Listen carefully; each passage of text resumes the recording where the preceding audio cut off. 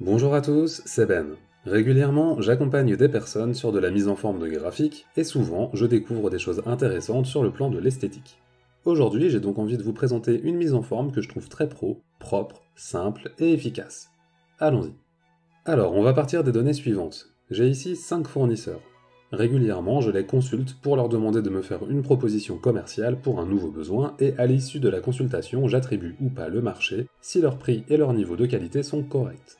Du coup, ce tableau, il donne le taux d'attribution, c'est-à-dire le nombre de consultations versus le nombre d'attributions. Bon, je vais me placer dans le tableau et insérer un graphique en histogramme. Donc, onglet Insertion, je vais chercher ici un histogramme tout simplement. La première chose que je vais faire, c'est modifier le type de graphique pour faire apparaître le taux d'attribution sur une échelle secondaire. Donc je vais dans Modifier le type de graphique, tout en bas Graphique combiné, et je vais cocher un axe secondaire pour le taux d'attribution. Ensuite, je trouve qu'une courbe dans ce cas ce n'est pas idéal, donc je vais plutôt choisir un nuage de points dans le menu déroulant. Maintenant, on va faire un peu de mise en forme. D'abord, vous voyez que les deux histogrammes sont collés automatiquement. Ça me va bien, mais sachez que c'est ajustable en allant ici, dans la mise en forme de la série, superposition de séries. Si je mets moins 50%, j'éloigne les histogrammes, et à 0%, ils sont donc collés. Bon, ceci dit, on va ajuster un peu les couleurs. Pour ça, je vais dans les options de remplissage, et la première série, je vais la mettre en bleu pâle, comme ceci. Ensuite, la seconde, je vais la mettre dans un ton plus foncé, pour avoir une homogénéité tout en distinguant bien les deux. Ensuite, le nuage de points, on va essayer de le personnaliser bien comme il faut. Donc, je le sélectionne et je vais dans les options de remplissage. Là, il y a un piège. On peut gérer la courbe ou la marque. Là, je n'ai que des points, donc seulement des marques, et je ne dois donc rien toucher dans la partie courbe. Allez, d'abord, on va les mettre en rouge. Voilà. Ensuite, regardez. Dans Options des marques, je peux aller personnaliser davantage la marque. Si je clique sur Prédéfini, je peux changer le type, c'est-à-dire la forme de la marque, et je peux ajuster sa taille à ma guise.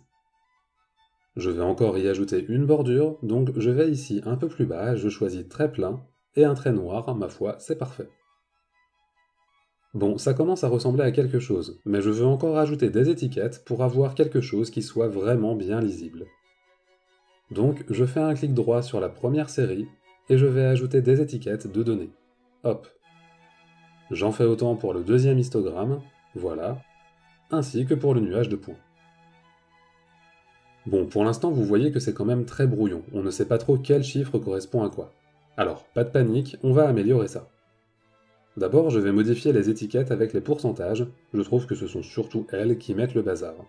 Donc je les sélectionne et regardez.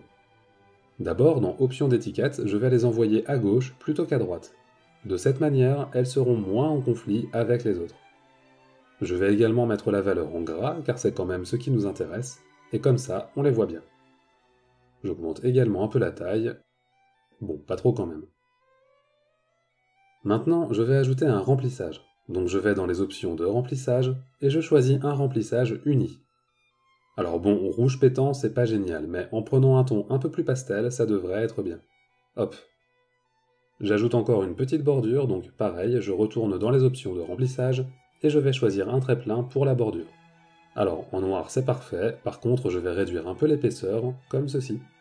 Alors c'est pas mal, non? Maintenant, je vais peaufiner un peu les étiquettes des histogrammes.